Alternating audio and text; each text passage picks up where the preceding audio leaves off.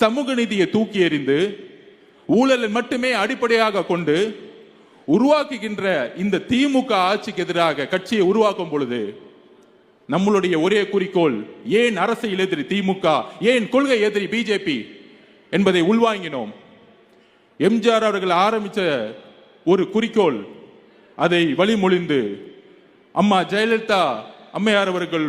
அதே கொள்கையுடன் இருந்து 2014 லேடியா மோதியா என்ற கேட்ட ஒரு குரல், 2016 தனித்துவமாக நின்று அதிமுகவை வென்றெடுத்த ஒரு குரல். அந்த அதிமுகவில் ஒட்டுமொத்த தொண்டர்களும் இந்த குடும்ப ஆட்சிக்கு எதிராகவும் லேதியா மோதியா என்கின்ற கேள்வியுடன் மோதிக்கும் பாஜகவிற்கும் எதிரான ஒரு குரலுடன் இருந்த அதிமுக இன்றைக்கு பிஜேபியை பின்